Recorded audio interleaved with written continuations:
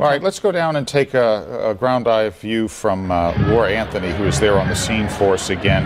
Laura, you're seeing some of the damage now. I haven't seen or heard about anyone being hurt. Is that what you're gathering as well? Well, right, Dan, and they just got the word here that this event has been canceled, so that's one thing.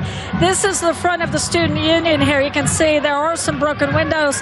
This is a barricade that they threw right through one of the windows. Wow. At this point, police are giving the order to disperse. And Randy, if you look this way to your right, you can see the crowd is starting to heed that warning, and they are running. So we are going to head that way as well. But the police are still up on the balcony. They just gave an order to disperse. And as you can see, some of the crowd have decided to go ahead and heed that warning. We can also show you here this generator, this light that was here for the event, was knocked over to the left here, Randy. That was here for this event. Yeah, we saw and them again, actually we are just underneath the balcony. Laura, we're just underneath the balcony at this point. All right. Laura, we understand that all buildings on campus are now locked down. Can't go into any of those buildings, so they are all locked down as a safety precaution. And we just apologize again. I know every now and then we'll see a shot with a sign that's has some foul language, profanity on it. We apologize. We're doing our best we can to edit that live, but people are waving signs, so we're trying to keep that off TV. You get the idea.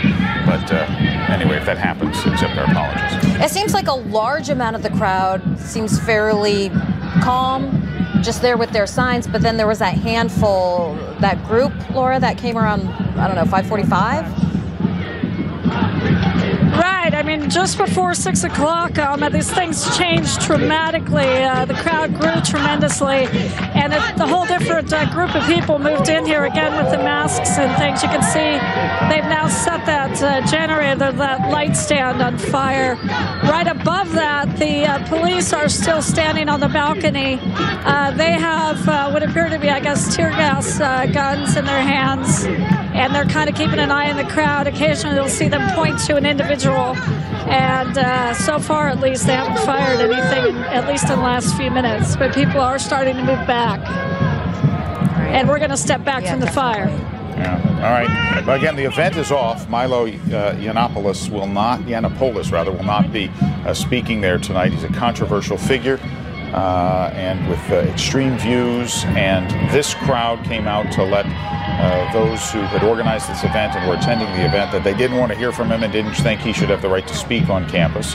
And they have managed, as has happened a couple of times now, once at Cal Poly, once at UC Davis a couple of weeks ago, managed to stop the event from taking place. That's right. And again, we're hearing all the buildings there are on lockdown now. And we do remind you, as you mentioned, Dan, there are some signs we realize we are trying to not show you that have profanity on them. And you may also hear some as people chant. This is live TV. We're doing our best to stay away from that so that you don't hear that or see that. But this is live. Yeah. All right. And a very intense situation, as you can see. There are, as you see, this ring of protesters. Wayne estimates a couple of thousand, and that's probably about right, protesters out there. Clearly, many hundreds of people have come out, and they are still there. Look at the barricades that had been placed around the student union in preparation for this event. That was no match for these demonstrators who decided to tear those down, tear them apart, and then shove some of them through the glass at Sproul Hall at the student union. And there's more fireworks there on the right side of your screen. A few minutes ago, we saw several, looked like bottle rockets almost, to something being fired at the police on the roof of the building there at the student union, right next to where this fire is burning. They're literally going right at their faces and blowing up. They were wearing riot gear, at least. Yeah, and so there were a handful of police on the corner where some of those fireworks were going off. And we saw earlier some of those protesters messing with that light, trying to take it down, bring it down. And there's a large group of people who are just staying back. But then we saw that group with the masks on. They had their own, shields that they made, for lack of a better term. A huge crowd there now. And while we certainly don't know, and we'll try to find out, some of those protesters, the ones that showed up with the masks and the shields, may do this in other locations. They may be what you call professional protesters who do this a lot. not actually students at UC Berkeley.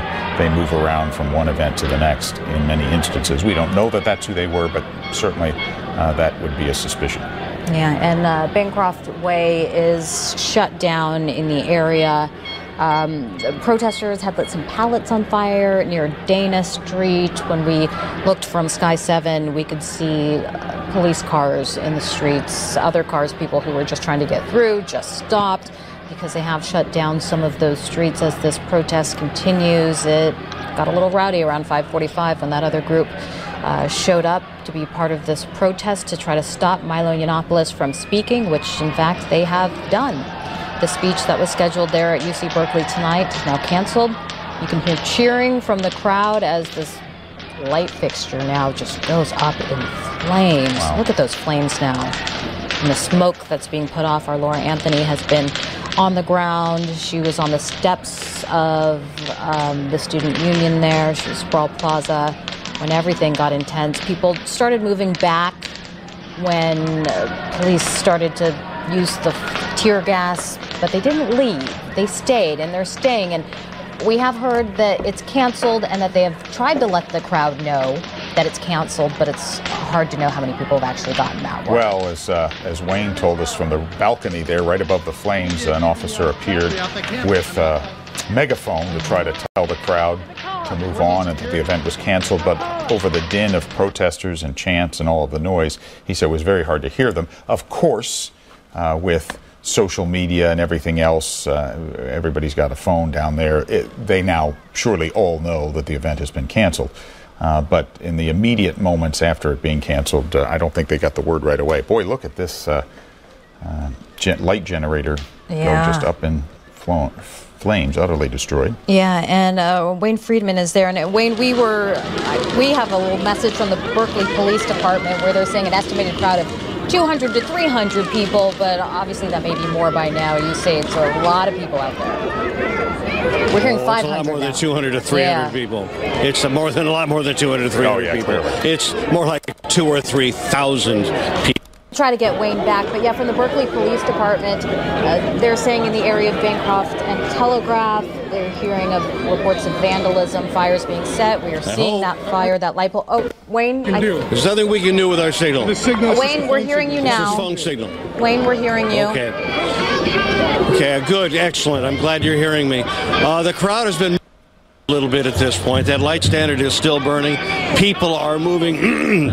Excuse me, I just got a whiff of tear gas in my throat. There you go. They are moving people back some more. They've opened the blinds inside the building to show that on the second level that there's no one there. There are police officers on that balcony. And now I know why everyone else is moving back, because the tear gas is back out. And, well, what's happening now? Here we go.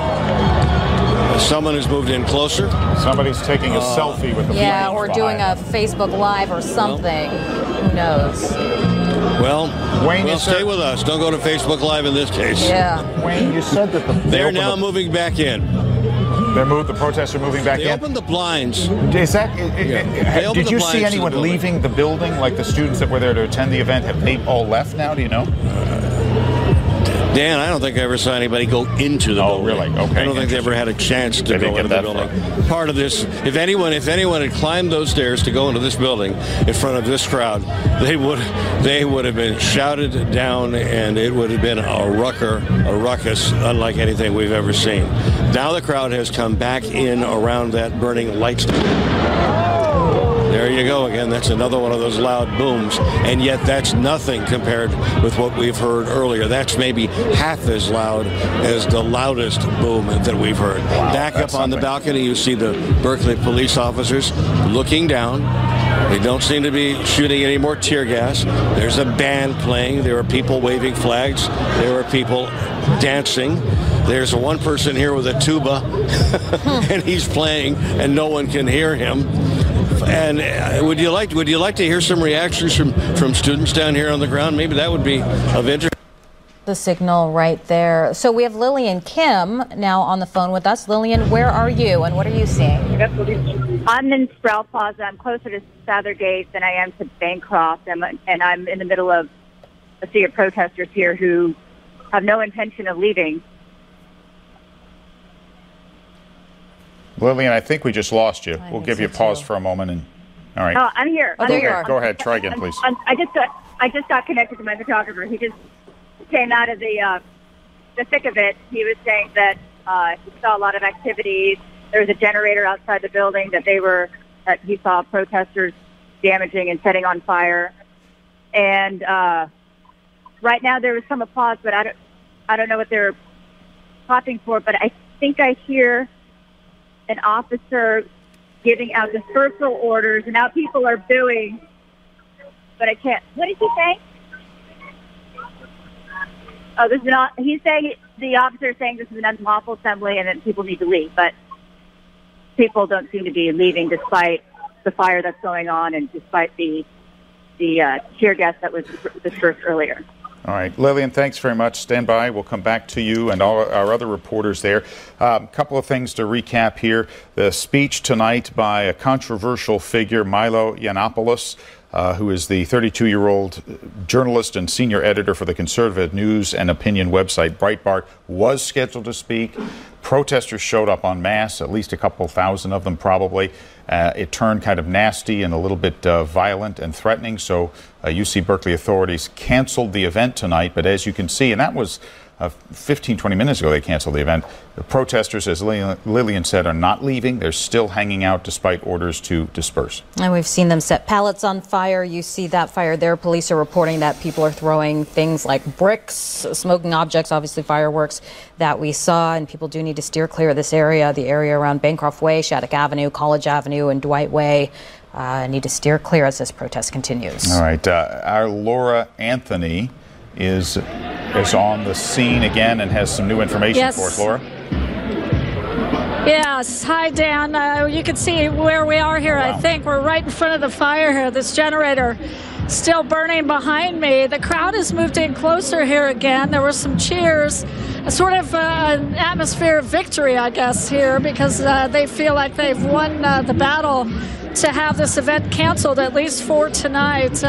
Again, this was a generator, a light stand that was here, presumably to provide light and safety for the expected demonstrations. That has clearly been destroyed.